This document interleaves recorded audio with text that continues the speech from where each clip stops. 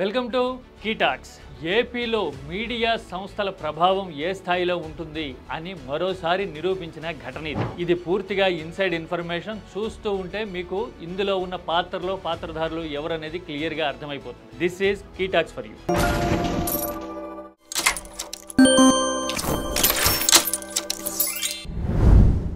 ఏపీలో కూటమి ప్రభుత్వం నడుస్తున్న రాజకీయంగా ఎవరు ఎక్కడ ఉండాలి, ఎవరు ఏ కుర్చీలో ఉండాలి అనేది తానే నిర్ణయిస్తున్నానని, కీలకమైన డెసిషన్స్ అన్నిట్లోనూ తన ముద్రే ఉంటోందని ఇప్పటి వరకు భావించిన యువనేతకి ఒక ఝలక్ తగిలింది. మీడియా, పబ్లిసిటీ లాంటి వ్యవహారాలన్నీ ఒక సంస్థగా ఇవ్వడం గతంలో ఆనవాయితీగా ఉంది. అయితే ఆ సంస్థని పక్కన పెట్టి తనతో పాటు బుడిబుడి అడుగులు వేసిన బృందాన్ని నిలబెట్టాలి అని ఆ యువనేత భావించారు. కొందరిని ఇప్పటికైనా వదిలించుకోవాలని, భవిష్యత్తుని దృష్టిలో పెట్టుకుని నిర్ణయాలు తీసుకోవాలి అని గతంలో కూడా ఆ యువనేత చేసిన వ్యాఖ్యలు నేను కూడా స్వయంగా వినుంటా. కానీ గతంలో చక్రం తిప్పి వ్యవహారాలు నడిపిన మీడియా అధినేత వ్యూహాత్మకంగా ప్లే చేశారు. అధికారంలోకి వచ్చి 10 నెలలు పూర్తవుతున్న సమయంలో ప్రచార బాధ్యతలన్నీ మళ్ళీ అదే మీడియా సంస్థకి అప్పగిస్తూ కీలక స్థానంలో ఉన్న నేత నిర్ణయం తీసేసుకున్నారు. దీన్ని బట్టి చూస్తే ఒక విషయం క్లియర్గా అర్థమవుతుంది. ఏపీ రాజకీయాల్లో మరీ ముఖ్యంగా అధికారం వచ్చినా కానీ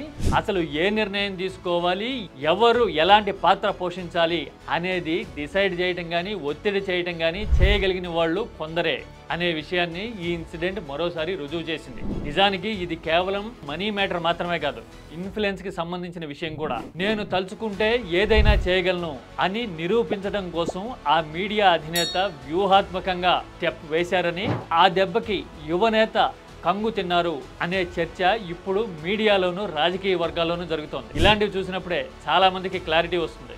ఏపీలో మీడియా రాజకీయ ప్రకటనలు ఎందుకు చేస్తుంది, పొలిటికల్ ఎజెండాని మొత్తం తామే డిసైడ్ చేస్తున్నట్టు ఎందుకు వ్యవహరిస్తుంది అనేది ఇలాంటప్పుడే అర్థమవుతుంది. This is key talks for you.